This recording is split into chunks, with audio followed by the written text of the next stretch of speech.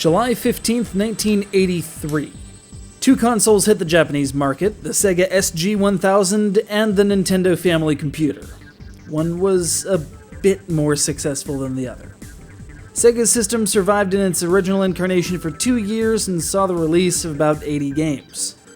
Famicom, on the other hand, boasted 1,055 titles over the space of 11 years, from Donkey Kong to Adventure Island 4. That's a damn healthy lineup for this unassuming lump of plastic. Seriously. This thing's barely larger than a single NES cart, slightly wider, a couple inches longer, and maybe the height of 2 or 3 games stacked on top of each other.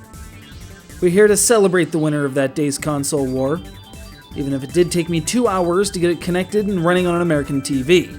Apparently you have to use the RF switch from an NES, set that to channel 3, set the Famicom itself to channel 1, and then it shows up on channel 95 for whatever reason. I'm even further confused because Felicity in the UK sent this to us, which means she also had PAL issues to figure out. I salute her diligence. The Famicom and the NES, despite being effectively the same hardware, are very, very different systems.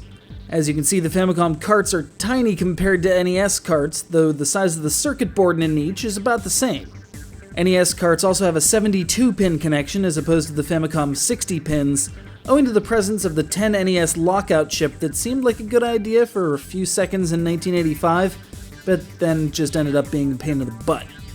Also, while the form factor of the controllers are almost identical, the Famicom's controller has the wire running out the side rather than the top, and is completely hardwired into the body of the system itself. The good news is the controller can't get lost. The bad news is the cord is only about 2 feet long, so you've got to be hovering right over the system in order to play it.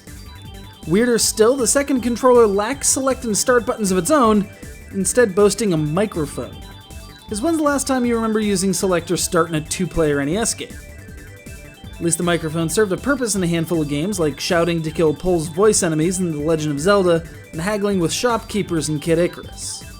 With hardwired controllers, the only way to connect another input device, like the infamous Hudson Joy Card, is through the serial port at the front of the machine, which also allows for strange devices like the Hori Game Repeater.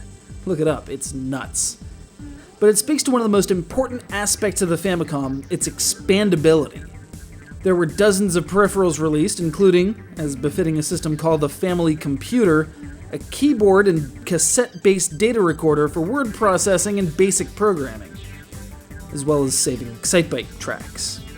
And then there was the Famicom Disk System, which did away with the more expensive cartridge-based media in favor of rewritable floppy disks. But we'll save that magic for tomorrow.